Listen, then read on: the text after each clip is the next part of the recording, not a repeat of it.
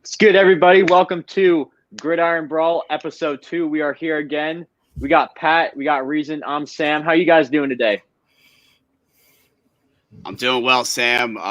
We're getting close to the NFL regular season, week 1. It's crazy because we haven't seen preseason football. Usually it feels like you're getting close, but we haven't seen football, and it's crazy that the first Thursday night game is going to be the first game we see, but I'm getting excited. I'm pumped for football. Yeah. Reason, what about you? I'm heartbroken, bro. I don't know what else to say where I'm at today. Curtis Weaver's a guy I've been banging the table for in Dolphin circles, specifically on YouTube since October. That I feel like I lost my baby today.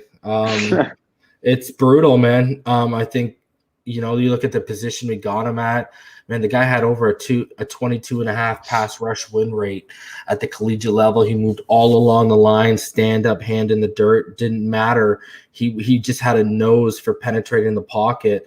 And obviously, like other people, I wasn't really overly pleased with his body shape, but I feel like Flores' conditioning and that Miami Heat would have really slimmed him down by year 2. So I'm really sad, man, because he's gonna now probably line up next to Myles Garrett, and it's gonna pop off, man. And I don't know, man, a 5th round pick that quickly, like 7 days into pads. Like, I feel like, you saw the Browns, they slid Grant Delpit right onto IR today, right? Like, they didn't put him on those injury waivers. And I really feel like Weaver might have been worth that investment, man. I like, you knew he wasn't going to clear waivers. Everyone and their mother knew he could have been the steal of the draft. Oh, absolutely.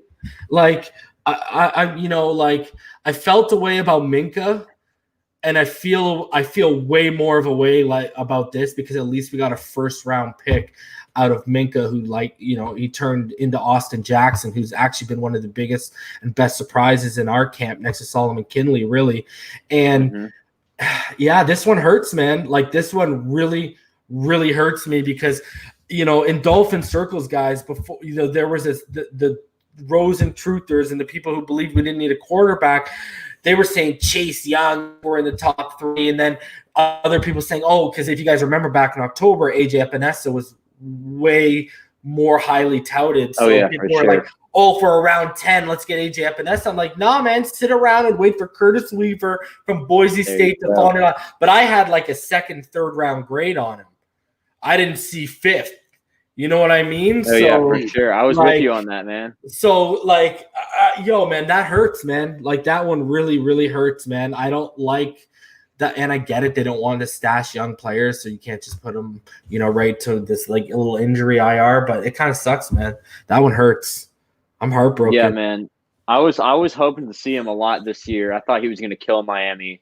But we're going to talk more about this. I just want to go through this real quick. You guys want to find us anywhere? Let's go through that real quick. So our Twitter's right here. Make sure to follow at Network Brawl, at Gridiron Brawl, Reason's Twitter's at The Real Reason, at Finside the NFL, Pat's Twitter's at Pat Trina, off the Gridiron with an underscore at the end. I'm at NinerWire Sam. Our Instagrams are right here at Brawl Network, or it's at The Brawl Network. I'll have to fix that right after. At Gridiron Brawl, at Finside the NFL, at Pat Trina, at NinerWire underscore YT. Our channels right here, as Reason just mentioned, you got Finside the NFL. I'm NinerWire. Pat, he's got Off the Grid fantasy football podcast. Am I correct, right? Yeah, everything. Yeah, for sure. Fantasy football podcast. So make sure to check out that website right there. Also, make sure to check out the Brawl Network website just right there, www.thebrawlnetwork.com. If you have any questions, comments, concerns, make sure to leave them in the live chat. But let's just get right back into Curtis Weaver and the Cleveland Browns, because I knew that right off the bat of this show, I didn't have anything really planned to talk about the Cleveland Browns, but I knew we were going to get to them at some point. And, man, I got to say, that Curtis Weaver signing is going to boost them a lot, even though they lost Delpit. Greedy might be hurt for a little bit, but that Curtis Weaver signing is really going to bolster them a lot. I mean, is Curtis Weaver able to play? He's out. Yeah, that's what I figured. He's not gonna play, but for the future, it's just gonna bolster them a lot. Yeah. And coming from a Niners fan, where the D line is like it literally makes the secondary so much better. I mean, you're thinking like this year is probably going to be a decent year for them. Next year, you could be talking about a Super Bowl contender. Dare I say it, in Cleveland. You're going to potentially get 3. If I don't know how long Mac Wilson's out for. I know he hurt his knee, but Grant Delpit's going to be sitting for the whole year. You have Curtis Weaver sitting for the whole year. Potentially Mac Wilson could be sitting for a while. They have a lot of injuries right now. There could be a lot of guys that are sitting and waiting for another year to be playing. But right now they're dealing with a lot of injuries in their secondary, and that's what really hurt them last year. Their offensive line was real shaky, but now they lost Delpit, and there's a lot of other guys in their secondary that are battling injuries right now. And I'm curious to see where we're going to talk about Earl Thomas. Earl Thomas gets cut by the Ravens, and the free safety, they have Andrew Sadejo that could potentially start there. But this could be a spot where maybe the Browns want to go in another AFC North, bring Earl Thomas there. I don't know if that's a thing, but what do you guys think about that? Do you think that's a potential landing spot? Personally, I think that's the perfect spot for them and Cleveland. Like, Cleveland needs a free safety with no Delpit out. Delpit was going to be the starter on that team. Even though I like Sendejo, Cleveland, they need a free safety if they want to compete. And you bring in Earl Thomas, who people are just forgetting right now that he's still one of the best safeties in football. Like, yes, he brought he had like a bit of toxicity in Baltimore, but just coming into Cleveland where he needs to just fit in that scheme right there. And I think he's going to be able to do that. And then paired up next to Carl Joseph is the guy they brought in from the Raiders. Yeah. They lost Demarius Randall, and I think Demarius Randall, that loss is going to hurt them a lot. But I do like Carl Joseph. And then now you bring in Earl Thomas. That secondary is going to be pretty good. And you fill that spot right away. Plus, you're getting a former Raven. That's one of the biggest rivals in the division. You're going to get insight on their offense and how to stop Lamar Jackson, which I think is going to be crucial for every team that plays the Ravens this year, considering what happened last year with Lamar Jackson. I think here's the better question, though. Does Earl Thomas even want to go to the Cleveland? I think at this point, I don't think so. I don't think so. Who wants to go to Cleveland, bro? Especially when first of all, you got to deal with, let's be honest, the personal life there. Second of all, because, what kind of personal life are you going to have in Cleveland? No offense to anyone in Cleveland right now. Second of all, you don't know what you're getting. What if you get what you got last year? You're wasting another year. To me, a known contender makes more sense for Earl Thomas. I know Jerry Jones kind of put Rappaport through the ringer today. Dallas makes more sense because at least he's from there. And let's be honest, other than losing Byron Jones, are they really that hurting? They brought in Trevon Diggs, right? They brought in Trevon Diggs for cornerback. And Delpit, I wasn't high on Delpit through the draft process. I had McKinney higher than him. I had Ashton Davis higher than him. My number one safety was Antoine Winfield Jr. from Minnesota. Yeah, I agree with all those. Who's balling out right now. So, and Grant Delpit had a serious tackling problem. And I don't think that was going to get fixed by one COVID-ridden training camp. Okay?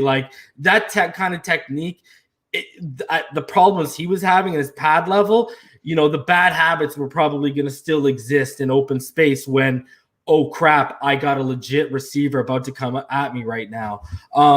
I wasn't that huge on Delpit. I think he's more of a project. I don't think he's going to be an impact. I think he's vastly overrated because clearly LSU guy. But I don't think he should have even got. I believe he got the best defensive back award. And that's a joke because it was Derek Stingley far and away. It wasn't even – that was the heart of that secondary in LSU. So, for sure. I think he's highly overrated coming out. And I don't think he was going to be that – I get it. He's a high draft pick. It's that big of a loss in the capital sense. But in terms – I don't think they were lost an impact player. I don't think they lost a game changer or a game breaker with Delpit. It wasn't – And I don't think Thomas is going to want to go to Cleveland. I think, I know Houston said they're out on him right away. I think Dallas going home or waiting for an injury to a contender makes more sense. I'll tell you right now, Miami makes more sense. At least you got the weather. Yeah, Miami does. And he's a scheme fit. The one thing about him is he's still rangy from side to side. He still has those great read and recognition skills. Obviously, he's probably not the 4.3 guy he was when he tested at the combine, but he's got the read and recognition skills still. He's shown he's zone or man versatile. It doesn't matter. So he's a 3-4, 4-3 scheme. I saw someone on Twitter saying, oh, he's not a scheme fit for what Flores does. Yes, he is, 110%. if I'm going to go to a team where I'm going to roll the dice on, I'd rather go to Miami than I'd go to – and I'm not even being biased here because at least if they suck, I got the weather. You know what I mean? No, if it's a disaster in Cleveland again, I got to be in Cleveland from October to January. Are you kidding me? Like, I'm sorry. No offense to Cleveland, bro. Like, but we've heard this story from multiple athletes, and I've been to Cleveland before. I'm not trying to be there, if I'm not winning. If I'm winning, okay, let's talk. But – yeah, a team to me that I think that's a contender that maybe might take a look at him would be the Philadelphia Eagles. I think the Eagles, beautiful pick. Darius Slay, they just picked up. They have the veteran corner. They have McLeod and they're moved. What's his name? Jalen Mills over at safety. So they don't have they lost Malcolm Jenkins. Not that he was even the premier safety, but they could really use an Earl Thomas. Darby too. Yeah, and they could really use him out there, I think, at free safety. I think he would be interested there. That's a perfect. Yeah, it's a perfect fit because at least they got a chance to win that division. Yeah, 100%. Yeah, for sure. I mean, here's my thing: why I like Cleveland. The reason I like Cleveland a lot is just like going into that culture. Like they don't really have. I wouldn't say they had a set culture yet, and it might not make sense for Earl Thomas to just go in that culture. But they're definitely starting to build a winning culture in Cleveland, and that's why I think Earl Thomas wants to be a part of. Like going to the Baltimore Ravens. I mean, they're definitely. They had one of my favorite drafts this year, personally, in my opinion. I mean, they have guys, young talent that are ready to ball out. They brought in Curtis Weaver, as we said today, and I just think going to that team and just helping build that winning culture would help out a lot. Plus, you fill an obvious hole right there. And, I mean, Miami also makes a lot of sense. Don't get me wrong. I think Miami's a fantastic fit for him. I mean, they lost did Adrian Colbert started there in Miami, right? No, right now it's McCain and Rowe. And I think and Rowe. Okay, yeah. Colbert got cut.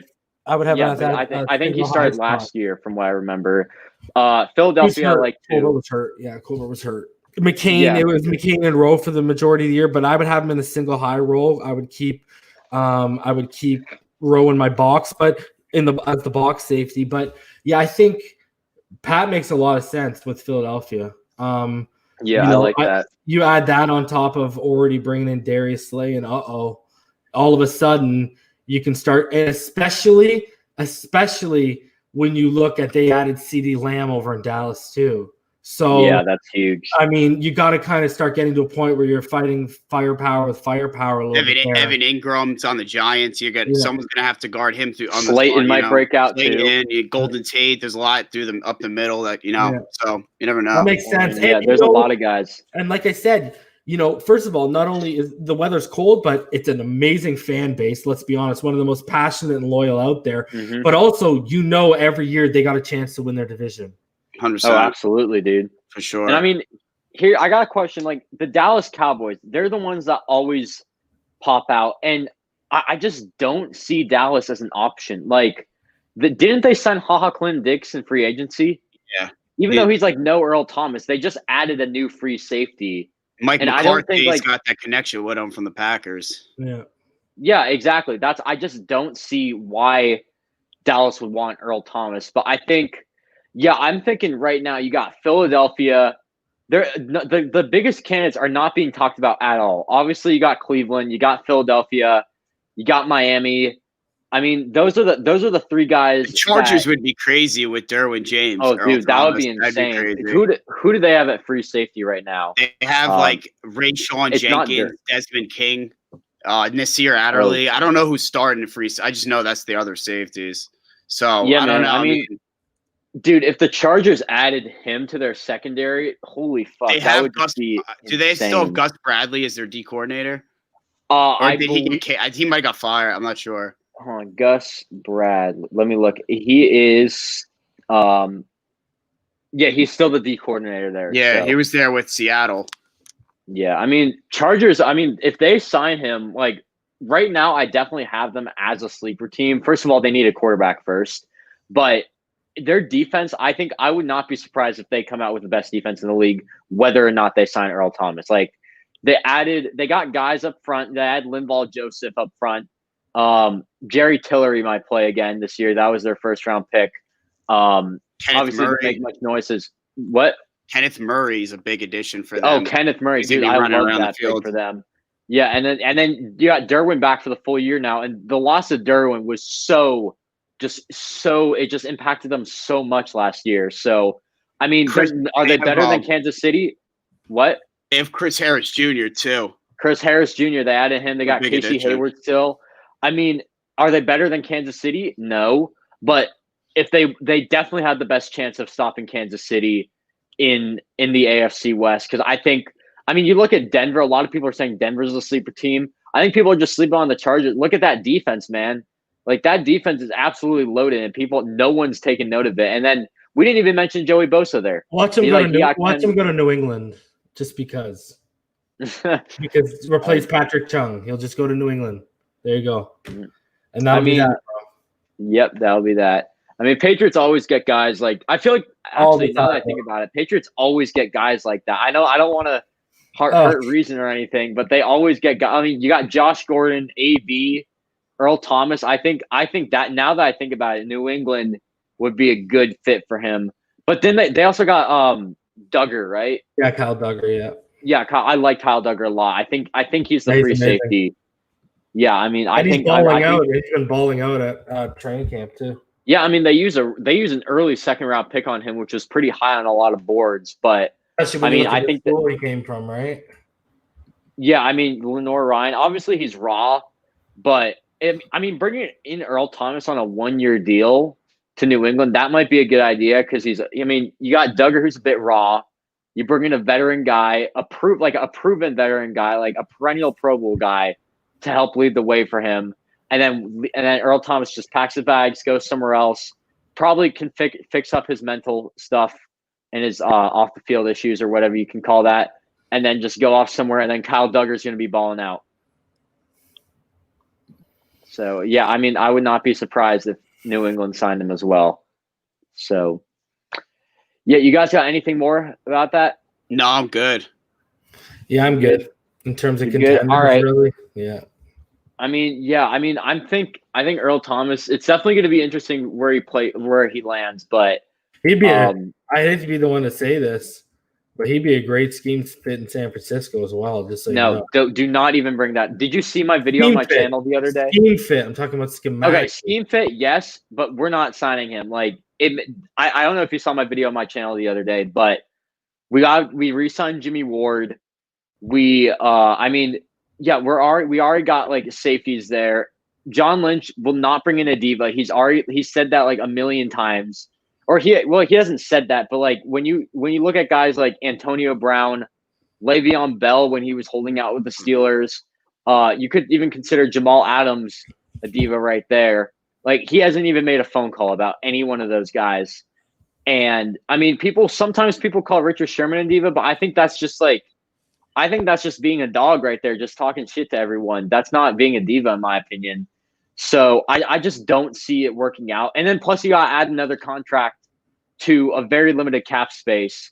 And I know like people are like, oh, you should reunite with Sherman, but at this point, it just doesn't make sense in my opinion at all. That's my thing with that. So yeah. The other sleeper team I would put out there is Detroit. Because Patricia, and they only got what's his face, that rookie last year that was popping off. Tracy Walker. Yeah, Tracy Walker was only safety last year. Mm-hmm. So I mean, I personally, I know I put Detroit in the thumbnail for a reason. We'll talk about them later when we get to bold predictions. But to say the least, if he joined Detroit, I would not be surprised. They're going to do really well this season. Yeah, I think that would be definitely if Stafford stays healthy, they'll be good. Like they upgrade like Danny Shelton again because of what Patricia runs over in New England. Perfect scheme fit. Like they're making, they brought over Jamie Collins too, right? And Jamie Collins has proven that through his career, he's a perfect scheme fit, right? Like how much did he struggle when he went to Cleveland? And now he came back to the Patriots and basically rejuvenated his career. So I can't wait to whoever's got the bold prediction about Detroit. I can't wait to hear what you got to say.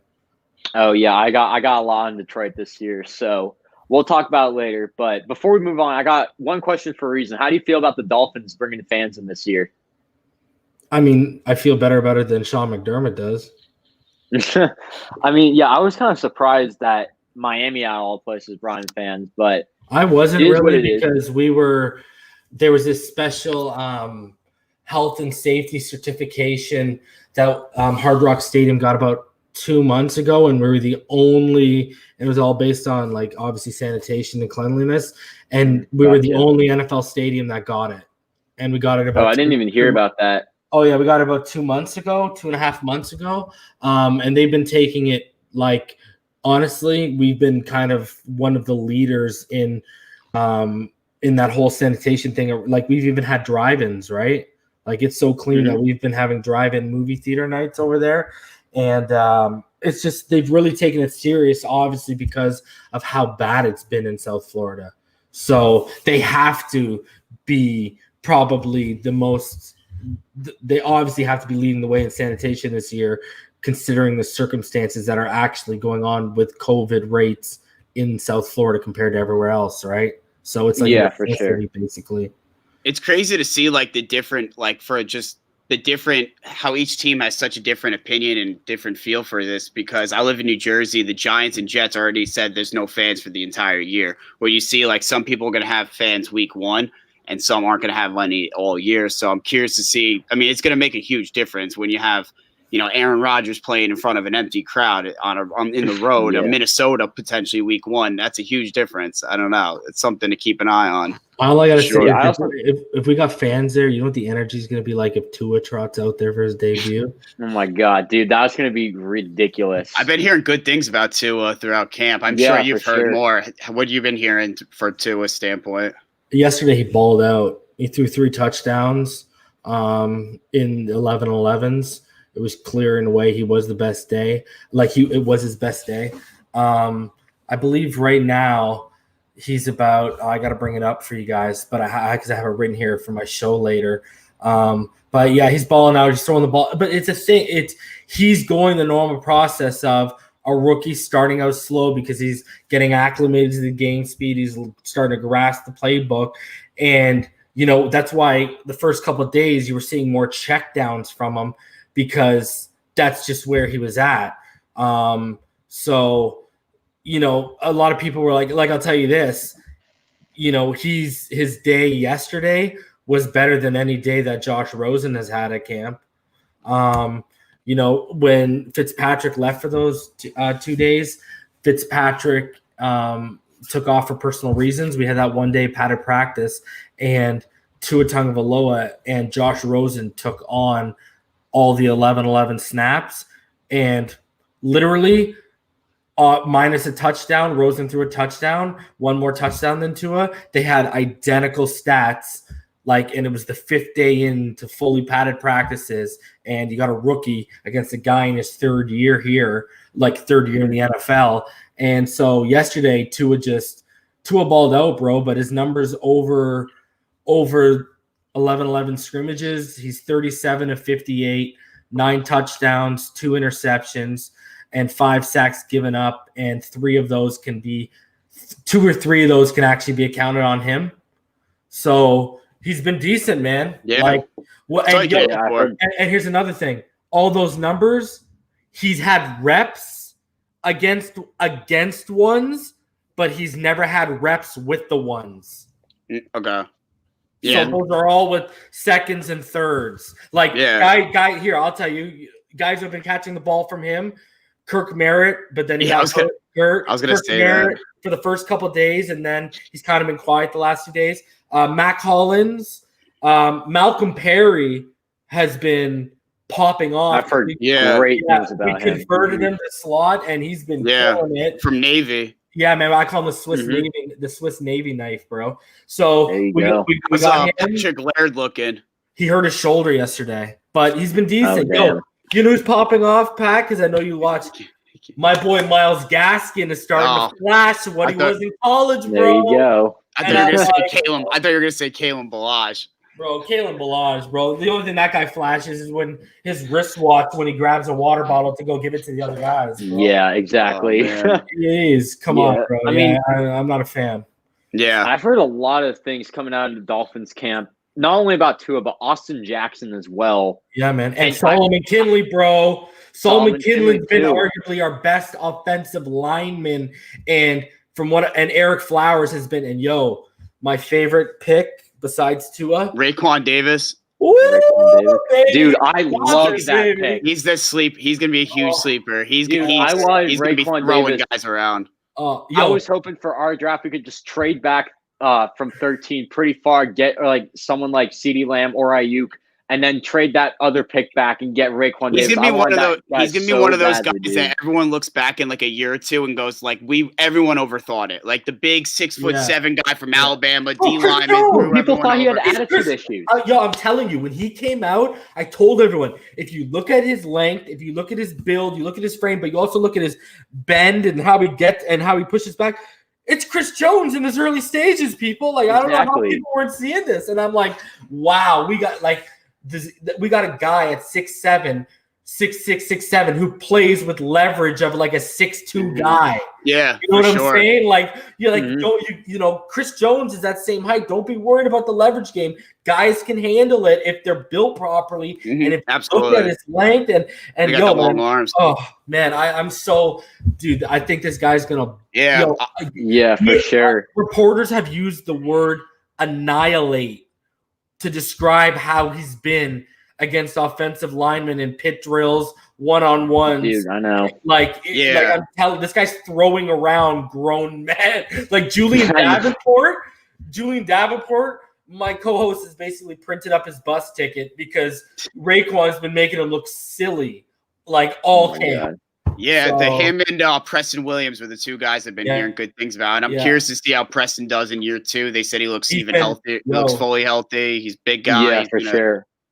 I'm trying to get Preston on my fantasy team right now, so hopefully he can ball out like that. The consensus is that Devontae Parker and Preston Williams have been our best players all camp. Like Parker's been he's so good. He's been leaving Byron. He's been making Byron Jones look like Stephen Gilmore in that second game of the season when Parker annihilated Gilmore. Reporters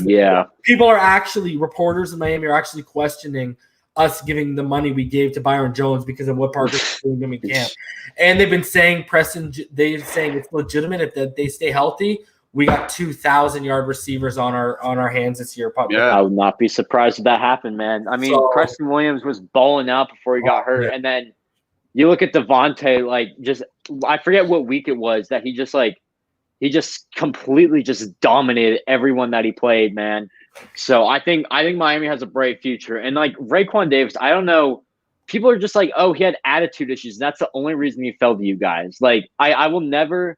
Usually when I'm grading draft prospects, I'm never just gonna grade on attitude issues unless it's something like serious, like he shot a guy or something. Like I'm not gonna. If he has attitude issues, I'm just gonna draft him right away because I know that going into the NFL, most guys are gonna fix it up If he has attitude problems, loves football, and is a great teammate, I'll draft him every day of the week. Exactly. If he's got an attitude problem, you can work on it.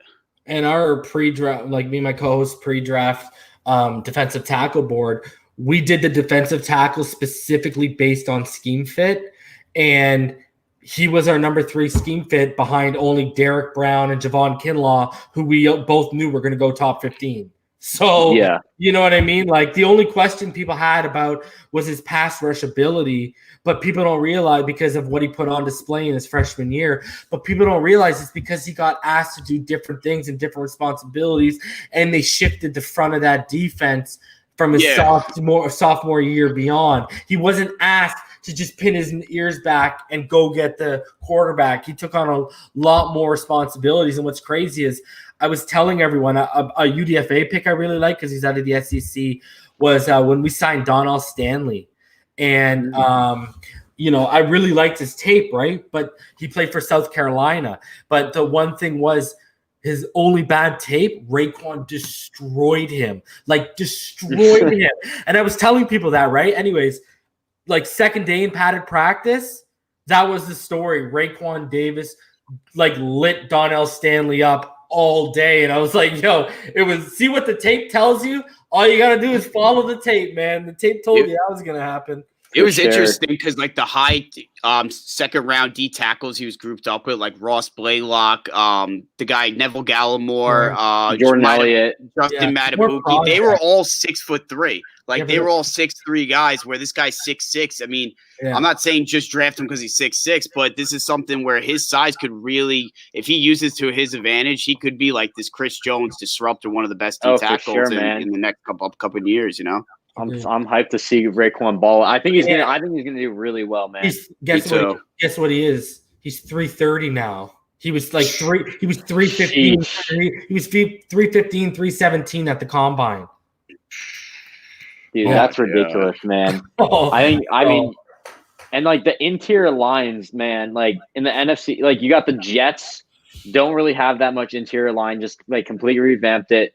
Yeah, Patriots got a bit better. I mean, you got Joe Thuney there, but it's Bills aren't great. Like, and the Bills don't have the. I mean, he's going to be wrecking havoc right now. And I know Week 5 against the Niners right now, the interior lines has been the biggest question mark at training camp because we have a ton of interior linemen hurt with injuries. So I mean, if you put Raekwon there, no Weston Richburg. Maybe we're even like starting someone like McGlinchey at right guard because of how many injuries there have been on the offensive line. I'm not even worried, bro. That's not your front four is gonna destroy our offensive line, bro. I believe it. I don't even think Raekwon Davis is gonna be a factor, bro. I don't even think. Like, I think you guys. He's definitely gonna impact our offense. We're probably gonna have to do. Like, I don't know how long our defense is gonna be on the field, bro. That's true too. But I really think you guys are gonna give us the work, bro. Man, we'll see what happens. I think that's going to be a lot better of a matchup than people are thinking, especially if the Niners have if their injuries are persisting on that O line. Because I know they said Richford's going to be out until at least Week 7. I mean, right guard's still a question mark. Like if those injuries are pretty solid. I don't think we got. He went to the Bucs. My bad. Who they signed again? They signed pretty good guy. They signed Tom Compton. Compton. And Garland, right? He's Garland. Okay. What about Ben Garland? I think Garland's hurt a little bit too. Too. Yeah, I think I don't know. His status for Week 1 is still up in the air. But we know Richburg's out for sure. And then so we could have like Brunskill at center, and then we may be starting Colton McKivitz, who is our 5th rounder out of West Virginia at right guard. Who, to be fair, the Niners did have like a 4th round grade on him, and they got him round 5. So, I mean, they definitely like him. But Tom Compton's been doing decent from what I've heard, too. I'm more curious to see who comes out in the receiving corps for you guys. I know we were talking about that last week, but Brandon Ayuk just got a hamstring injury, and it's starting to deplete. Yeah. To be completely honest, like, Debo, it's looking good right now because Debo, they're hoping to have him back by Week 1. That'd be huge. Ayuk is week to week, so he should be back Week 1 probably. And then you got Bourne, who's been balling out at training camp. Yeah. You got Trent Taylor. I haven't heard too much about, but I'm assuming he's doing well. Juwan Jennings. I haven't heard too much about the receivers right now. But the one guy I really want to talk about, Trenton Williams, man. Dude is legit still. Even though, like, there was a day, I forget which day it was, went up against Nick Bosa, manhandled him 4 out of 4 times. Like, Nick Bosa couldn't do anything against Trent Williams one day. Yeah, I read that, actually. I read that, yeah. Mm-hmm. Yeah, dude, Trent Williams is gonna be an absolute beast, man. And we got him. It was like a 3rd and a 5th. Like, it's ridiculous the price that we got him for. And like, you're getting arguably the best tackle in football for that price, which is absolutely crazy, unheard of. It's unheard of, man. So, I mean, I think the Niners offense has big things, and that could be one of your guys' bold takes. I see a bold take in that. I could say it out if you guys like later on, but you guys just want to move into bold take, or let me just ask Pat, how's Packers training camp going? Because we haven't asked about that I've been yet. hearing AJ Dillon's really just running through guys. I've been hearing a lot of good things about him. They were saying that Alan Lazard and obviously Devontae Adams, but him and Lazard are the 1-2 right now. The guy that's has to step up is either Marquez Valdez-Scantling or Equinemius St. Brown receiver-wise. But offensive lines, they're right. They lost Brian Bulaga to the Chargers. So we're going to curious to Mhm. see if what's his name, Ricky Wagner's there potentially could start at right tackle from the Lions. Their defense should be solid this year because I think a big pickup for them is Christian Kirksey. Christian Kirksey came over from the Browns, and he's a nice tackler. I think he's Yeah, going I to like replace him. Blake Martinez. Really struggled last year making tackles. I went back on the film from the 49ers NFC Championship game, and I watched Blake Martinez honestly get ran over like six times in the oh my first God. in the first Your D was maybe so the first terrible. quarter or half. And George Kittle was coming around the end and just throwing Blake Martinez through it was pretty crazy. Yeah. And the Giants gave him about like 14, 15 million a year. I think Blake Martinez he's athletic, he's solid, but for what the scheme fit with the Packers, it didn't work out. And I think Kirksey's going to be a nice addition to their defense, but I don't know. Give me Jordan Love update. Oh, Jordan Love, I heard is not doing. I heard Tim Boyle's doing better than him as of right now. Yeah, I've heard not so good things I heard about that. Jordan Love. I heard he hasn't really done too much. I heard Aaron Rodgers has been looking really happy that he's got a lot of positive energy. Nothing to worry about. They've been taking Jordan Love under his wing, but under his wing. But I don't think I haven't heard too much with Jordan Love. Yeah, he's a 2 to 3 year project. That's what. Yeah, I'm sure. expecting I'm not surprised that right he's now. struggling, man. Yeah.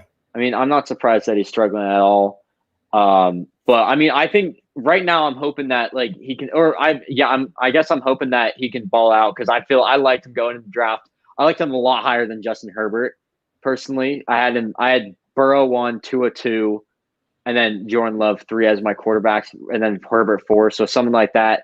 So yeah, man, I think the sky's. I mean, I wouldn't say the sky's the limit for Jordan Love, but I think he has a really high ceiling right now, but at the same time, very low floor. So, and then also one thing I forgot to mention. We didn't get the preseason. That's the last thing. Yeah. I didn't upset we didn't get the preseason to see him. There was two Niners undrafted free agents, Brock Rutter and DeMarcus Acey. I was so high on, or I was just so excited to see. I knew Rutter would probably just be a practice squad guy. Acey for sure I thought was making the roster, and now they're both gone. At least we got JaMychal Hasty, who I was really high on. I thought he was a fantastic scheme fit for our team. And then one thing I forgot to mention about the draft, one of our drafted guys, Javon Kinlaw, killing it. Like there were injury concerns, no need to worry about them right now. He's absolutely killing it against her. I mean, to be fair, to depleted interior O-line, but still he's going up against Tomlinson, who is our best interior lineman, and then Tomlinson's been saying like, dude, he's legit. So yeah, man, I mean, training camp going on right now. I'm excited. I think we got a lot of storylines for each of our teams. So excited for the season to start for that. The biggest surprise that I read in the past couple of days was I think he was QB6 or QB7. I think he's QB6 or QB7 on my big board. I want to say he was 7 because I think I had James Morgan and Anthony Gordon were 6 and 7. I just forget at what point. I think it was apparently Anthony Gordon's been balling out, eh? Like, dude, I love Gordon, man. Yeah, he's apparently guys. And they're saying that he's locked in at the QB2 already, like hands down. I could see that. Man. I had Gordon at like I forget where, but I think I had like Hurts 5 maybe, and then I had like Gordon 6. I had like Jacob Eason very low on my board. Yeah, I had Hurts. I think I had Hurts at 8 or 9. I liked Morgan. 8 or 9. I don't know if he'll ever play with the Jets. I like him. I have him. I have him and Anthony Gordon for me because Eason was 5, and then because mine was 201, Burrow 201, Burrow 2, and then I did Love 3, Herbert 4, Eason 5, and then it was Gordon and Morgan, or Morgan then Gordon, and then I think I had Jalen Hurts.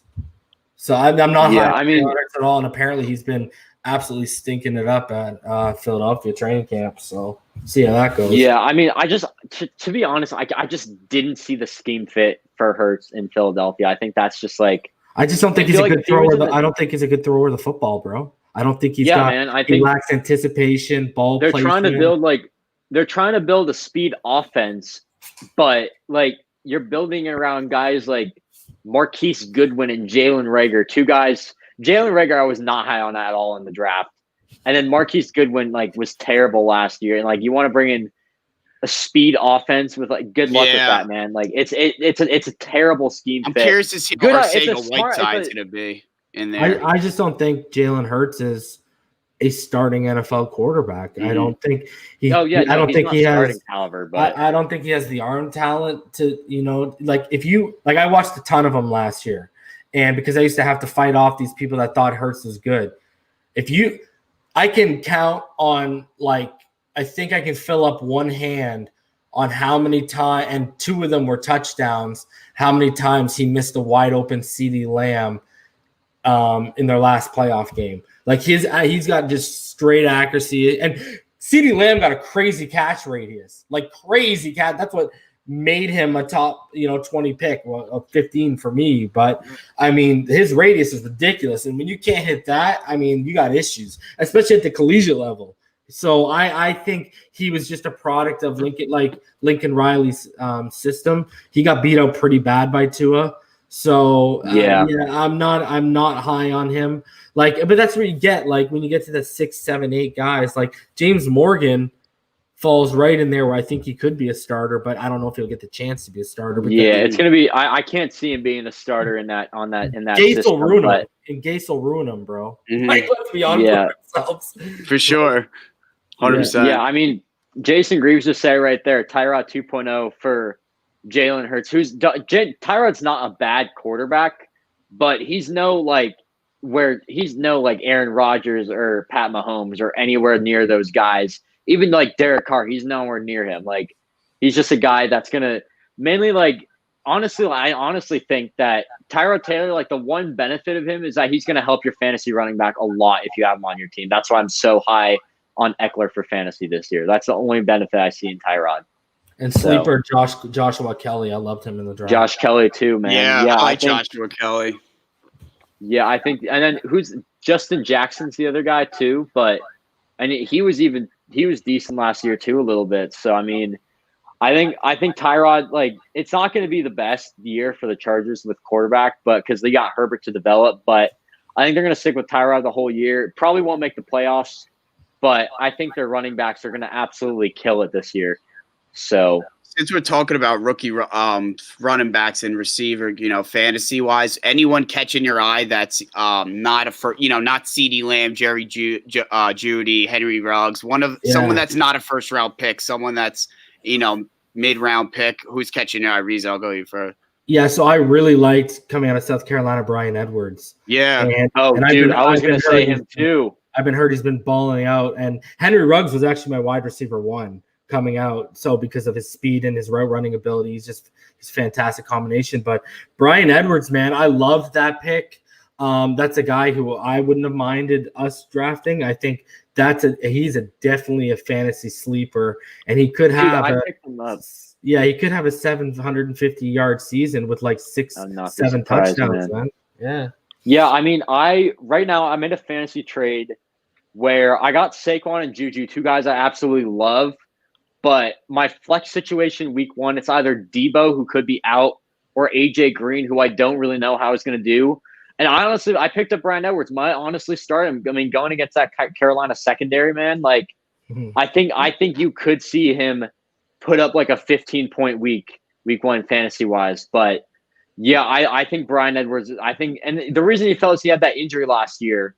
So, I mean, I think he's going to do really well in that Raiders system. I mean, he's been balling out. From what I've heard, the connection between Carr and him is just awesome. But yeah, and then my guy, I got to go with, I'm got to go with the Niner here, but this is a guy that I have been so high on this entire draft process. I was just begging the Niners to take him. We did. And I've been seeing everything, everyone's saying that this guy has been great at camp. I've been telling everyone all along this guy's going to be one of the X factors in the Niner offense. That's Charlie Warner out of Georgia. This dude, 6th-round pick, late 6th-round pick, and he's going to open up the pass game for Kittle and Dwelly so much. He's an amazing blocker in the run game, so you can put him in on those run situations. And from what I've heard, Kittle has said, this dude's better as me when I was coming in as a rookie. So this guy could absolutely just ball out. And even you may even see it, dare I say it, you may even see a point where George Kittle gets traded. or even because I mean, Charlie Warner, man, I'm so high on that guy for the Niners. Like, I was not, Damn. I would like, if he was on another team, like I wouldn't have been as high as him. But the Niners scheme fit, it's the perfect landing spot for him. And I mean, I honestly can make like a 10-minute video on why Charlie Warner is going to be an X factor for this team. Damn. But I absolutely love just like the upside of Charlie Warner for the Niners. It's just going to work out so well. And everyone's saying he's balling out, man. So I'm really excited to see him. I don't know where Reason had him on his draft board. Probably pretty low because he wasn't talked about that much. But yeah, I think he's going to be a great fit for the Niners. I wasn't high on your boy JaMychal Hasty either that much. So I mean, yeah, Hasty's a great fit too. I didn't do that much research on him before the draft because I wasn't expecting to get a running back until we traded Breida. Mm-hmm. But I mean, Hasty, like I was just watching tape of him after the draft, man. It just seems like this is a guy who can come in. It's like he needs a committee to succeed, and now you're entering like a committee with a running back guru who I've said multiple times, if Trent Richardson was on the Niners, he could be a Pro Bowler. Like, Kyle Shanahan can work with any running back he wants to. It's a bold take, yeah. Kyle Shanahan can work with any running back he wants to, man. And I think Hasty's going to succeed here a lot. I said that Hasty would make the roster over Jeff Wilson Jr. and just absolutely and like make a significant impact this year. So I have high hopes for both Warner and Hasty. So yeah, this is a non-first round pick. This is not a bold take. I just think I'm talking whole NFL fantasy running back wise. I think he could be easily a top 10 running back when it's all said and done at the end of the year. And I think people almost kind of sleeping on him is Jonathan Taylor. Now, Clyde Edwards-Helaire, everyone's taking first round, but I think I've been seeing him like going, I don't know exactly where in the draft, third round, second round. What are you guys seeing him at? Jonathan Taylor. I got Taylor round 6 in my 10 surprisingly. See, I think Jonathan Taylor's. I know that he has a crowded backfield, Marlon Mack and Nyheim Hines. They're going to dump it off to him more, but I think he's the real deal, and I think that he's almost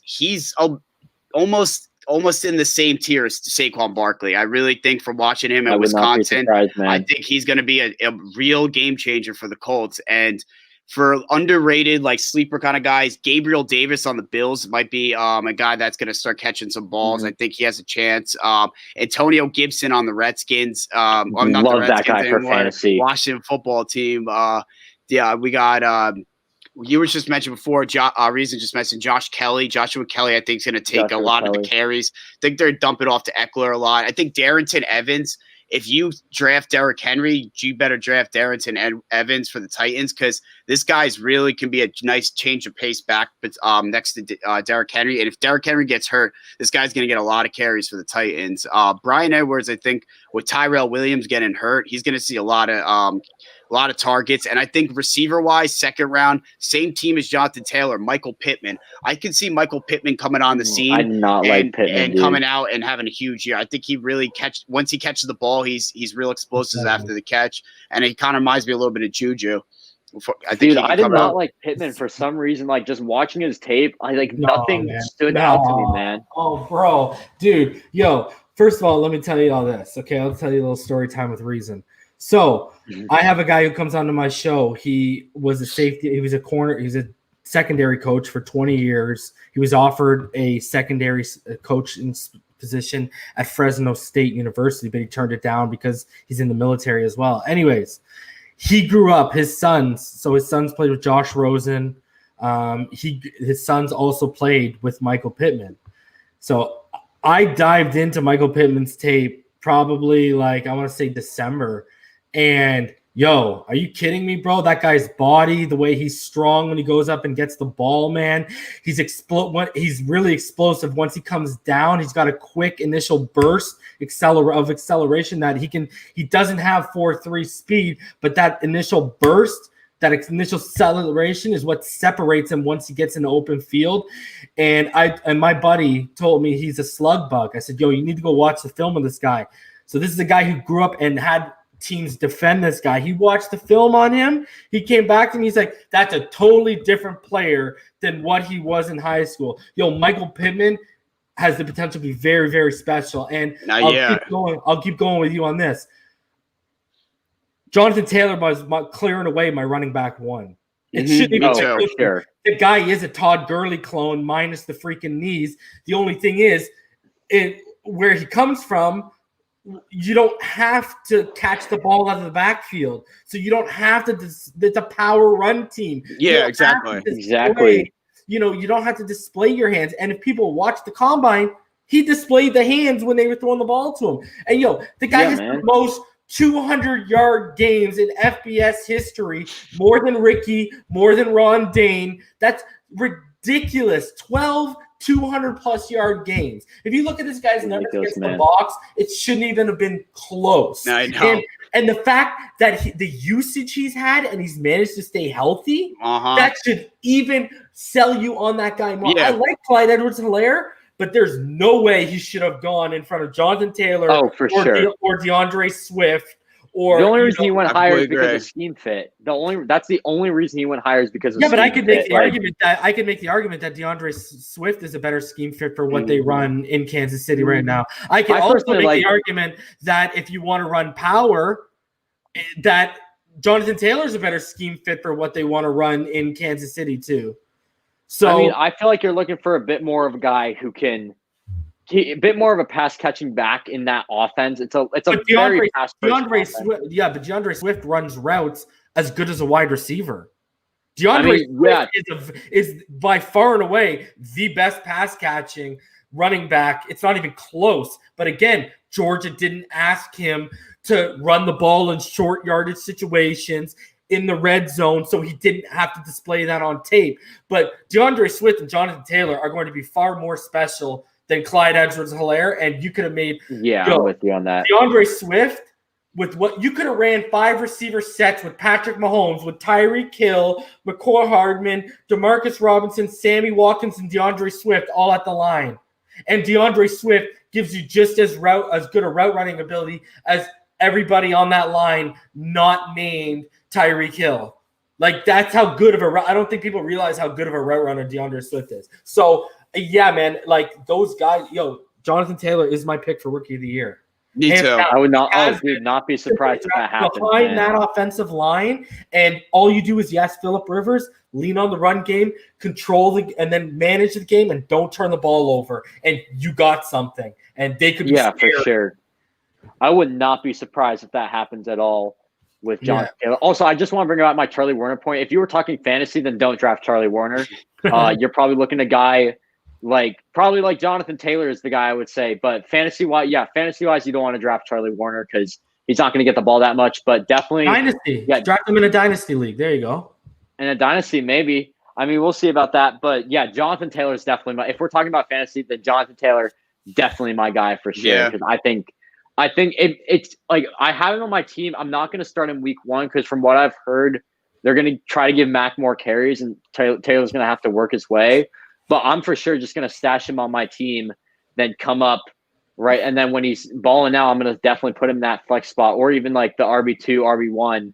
If one of my guys, which I have right now, I have Fournette and Saquon. If one of those guys goes down or is just struggling, then we can just put him there, get someone in flex like Debo or someone, and then there you go. So, fantasy-wise, I think Jonathan Taylor is going to kill it. Probably more towards the end of the season, but if you're looking for a guy towards the beginning of the season, like week 1, I'd go Henry Ruggs, but that's not a round 1 guy. So I would say Bryan Edwards because I just think that's a great matchup against the Carolina secondary. They've both been doing really well in camp. So, I think one of those Raiders guys you could look at as a guy to start in your flex week 1. So, All right, we are almost out of time. So let's move on to the last segment of the show today, bold takes.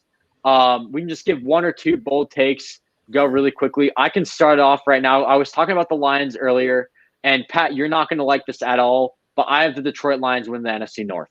That's my bold take.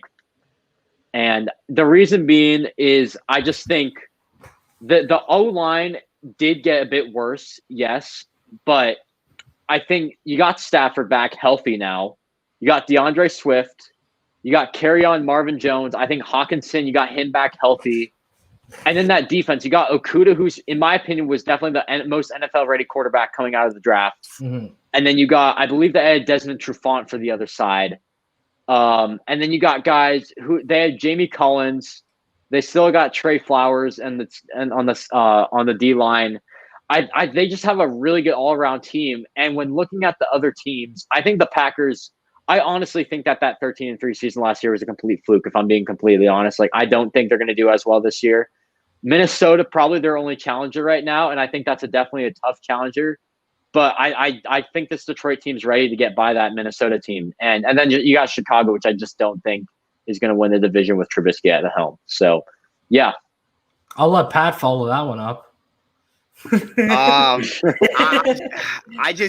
I'm with the Lions. It's going to be a believe it when I see it. Like I think that their offensive line is really trash. To be honest, like I think when you that's their big problem, man. I think Halea, Vaitai, and I don't even know who half their line is. Ragno is really their only good. Ragno's a beast, dude. He's their only good offensive lineman on their team, and they're a bunch of mixed young guys. And Taylor Decker is their left tackle. He's all right, but I think they're just the same line seem to me besides DeAndre Swift and Okuda. Like I think that they got better. I think the Lions have a shot to make the wild card. And I think they're a better football team than the Chicago Bears with Mitch Trubisky at the helm. And I could see the Vikings regressing. They lose Stephon Diggs. I'm not completely sold on Justin Jefferson coming in day one and just be replacing Stephon Diggs. Dalvin Cook had a, unbelievable year. I'm not going to say he won't do it again, but he's going to have to do that again. But they also are, they lost some cornerbacks. They have a lot of issues up there.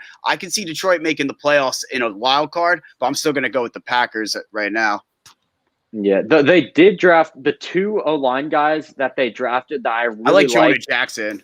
Jonah Jackson and Logan Stenberg. I really like those guys coming out of the draft. And I think those guys could they definitely could make a difference this year. Yeah, a year without I was going to say a year without preseason. It's just tough. It's going to be tough. Yeah, man, it's bold takes for a reason. Like we're going to look back on these like we're either going to be completely wrong or we're just going to be like, man, this was a great prediction. It's not. I mean, yeah, I can definitely see it happening. And if they don't win, I think Minnesota's going to win it. So, and I don't think I could totally agree. I don't think the Packers were a 13-3 football team last year. I think that they were winning. I definitely am going to agree with that. I just want to be clear. So here's my bold take. Absolutely not. My bold take is the most productive receiver in Cincinnati this year is going to be someone no one's ever heard of, and it's going to be Auden Tate. Auden Tate, yeah. I like Auden Tate. And Auden Tate is going to have at least over 700 yards, and he's going to be Joe Burrow's safety net, and he's going to be on everyone's radar, and he might be a steal late round in every fantasy this year because the tip I'll give everyone is him and Joe Burrow clearly have the best chemistry out of every receiver that's in that Cincinnati locker room right now. It's not even close. So and it's been going on since they were throwing in underwear, and now they're in pads in this transition. So I definitely think AJ Green's going to be on the out because they're going to rely on Auden Tate, T. Higgins, and then Boyd and Ross behind that. So yeah, I mean it's definitely a deep core, man. Like personally, I can see that happening, man. Like AJ Green, like you don't really know, like he's coming off of an injury. And they didn't extend the tag. They didn't re-sign him, I believe, after they tagged him. So I feel like that definitely shows something right there. And like there were so many reports last year that he was ready to play and they just sat him out. Could be just a healing thing, but it typically I feel like they would want to get back on the field. Then you got Boyd right there. And I like Boyd, but I don't know how well he's going to do with Burrow this year. I think a lot of people are saying he's definitely going to decline. And then you got John Ross just has not done it. Has not been what he was supposed to be. And then you got Auden Tate right there, man. T. Higgins, Auden Tate. I think those guys are going to have pretty good seasons. I like the T. Higgins pick a lot. I think Auden Tate, if he balls out this year, I would not be surprised with that. Mm-hmm. Yeah, I think Auden Tate, I really like him a lot. I think Boyd's going to get a lot of catches. He's going to eat up a lot of catches in the slot, but I think Tate could really be their big time outside receiver and could definitely lead the Bengals in touchdown receptions this year. My bold take would be that we had mentioned this last week, but I think the Denver Broncos are a 10 or 11 minimum win football team this year. I think the Chiefs can still win the division and go 13-3, win it. But I think the Broncos are going to be the top wild card team this year in the AFC and really make noise. I could see them getting bounced first or second round of the playoffs, but I think they're really going to build something this year. I think Drew Lock's going to take a big step. Second year, he's going to take big steps. They have a lot of huge additions from the offseason. Jarrell Casey. There's so much that we can just keep naming them. Melvin Gordon, the whole 9 yards. But man, I think they're a tough team. I think Pat Shurmur coming over. I'm not a huge Pat Shurmur as a head coach fan, but they got Pat Shurmur and their offensive coordinator from the Giants. They just worked with Daniel Jones as a rookie last year. Now they're going to come over work with Drew Lock, another second-year quarterback. I think that they have a nice coaching staff up front. They have some veteran coaches. I think they're going to make some noise this year. And I don't know. It's something to look out for. Did you read about Jerry Jeudy's been teaching those receivers like Cortland Sutton how to crispen out his routes?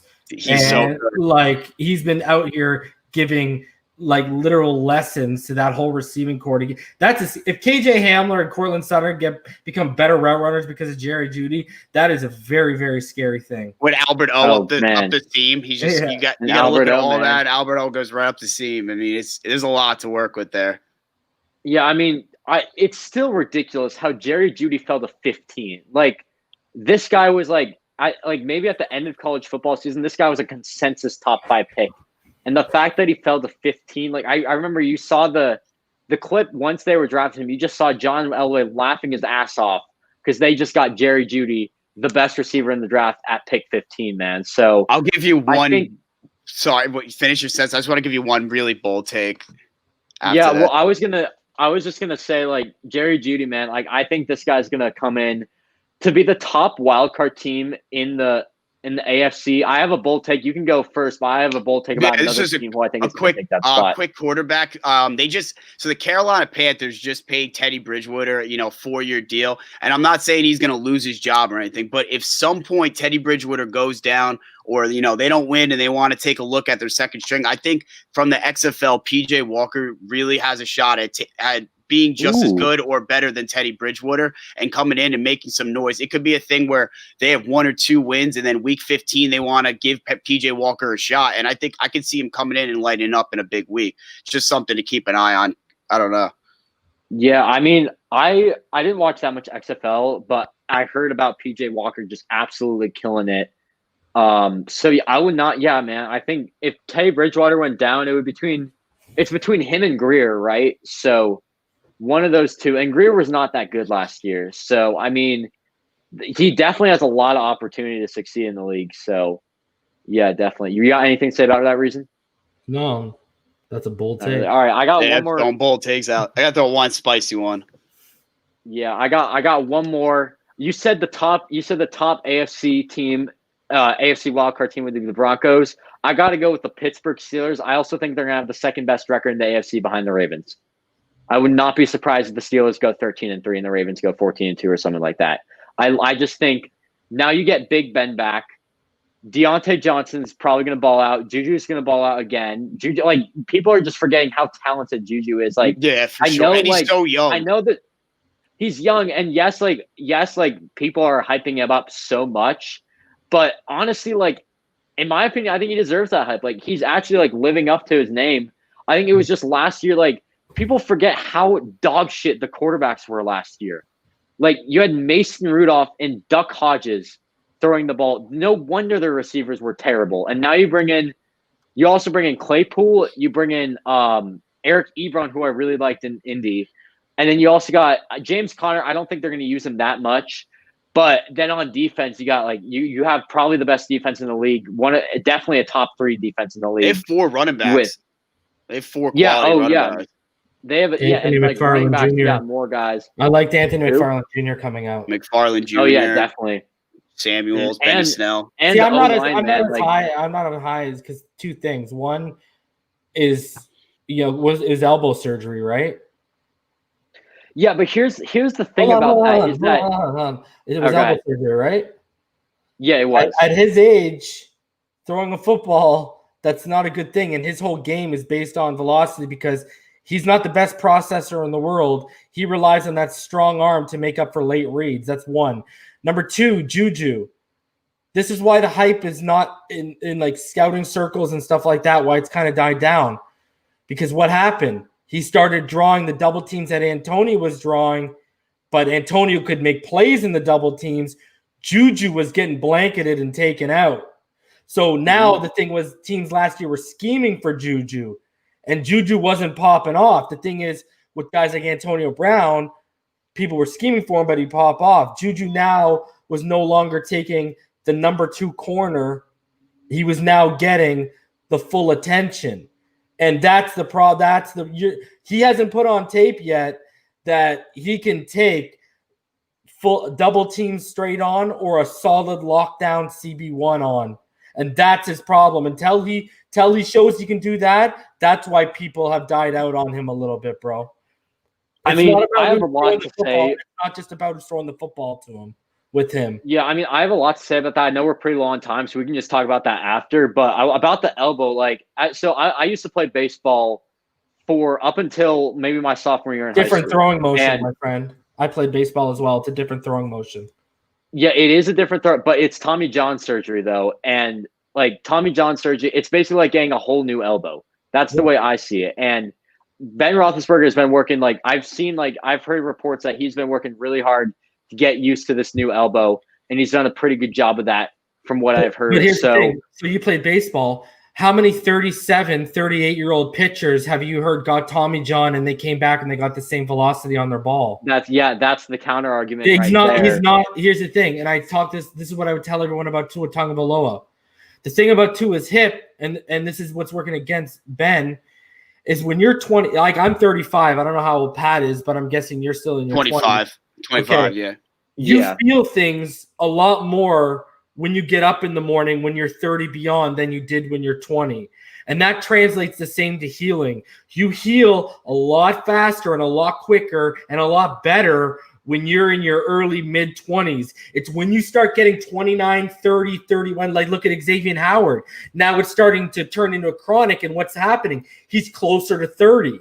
He's not a young 23-year-old anymore coming out of Baylor. It's now becoming chronic because he's getting older. So this is what I'm saying with Ben, on a guy who's, he's not, like I said, he's not a good processor. So he relies when he makes the late reads on that ball being able to fit it into that closing window. And if he don't got that same pop in the arm, that's going to be a problem, man. That's going to be a very big problem. With the reason on this one, I just see that he relies so much on that arm strength, and even a guy like Aaron Rodgers, he's the best, one of the best in the game still. But I see the game getting faster for what he was. He used to be able to run around when, trouble was coming. He can at least move out pocket. He still could do that to a little bit extent, but you start seeing once he starts getting 36, the injuries start taking a toll. Rodgers has that ability to still read the defense, maybe definitely better than Big Ben can. But Big Ben, if that arm strength starts, fading, there could be a serious problem where he's not a type of guy that's going to start looking 1, 2, 3 reads and then I don't know. He holds the ball for a while. And you know what the problem while you're seeing Rodgers and again with Ben, he's not mechanically sound. Rodgers is not mechanically sound, but Rodgers' throw is like you talk about arm talent, anticipation, all that ball placement. He's very talented with his arm, more talented than Ben is with his arm. But why are Breeze and why are Brady still lasting at their age and producing at such a high level is because of A, scheme, but also B, their mechanics are damn near flawless. Like that's the way you last in your 100%. Is your mechanics have to be very, very flawless, and that's what's going to catch up with Rodgers, and that's what will catch up with Ben. So that's 100%. Where I'm at with Ben. When you got okay mechanics mixed in with this elbow surgery at his age, I got to see it before I can start. And bold take, I get it, but I gotta, I gotta see that before I start making declarations. Yeah, I agree with that. And their defense is legit though, so you never know. They can, they get a run game going. Big Ben can throw the ball here and there. They have a lot of weapons, like you're saying. I can definitely see the take. It's just I agree with Reason on that part of Big Ben, but their defense is definitely something they can be scared of for sure. Yeah, for sure. Yeah, for sure. I know we're almost out of time. Reason, you got any last takes? No, man, I'm good, bro. All I gotta say is fins up. I hope everyone has a good day. Yep. Pat, you got any last words? No, I'm all good. Thank you guys for all listening. Go Pack, go. Yeah, for sure, man. Look at these Finns fans coming in. Like, shout out to you, Reason. Shout out to all the guys from Finn side, man. Like, you guys keep killing on these streams. I'm trying to get some Niners guys on. I mean, it's kind of embarrassing at this point that I'm not getting my guys on. So we'll hopefully have some competition next stream. But anyways, guys, thank you all so much for watching. Make sure to check out the Brawl Network and all the podcasts and all the articles. And we out of here. See ya. Peace.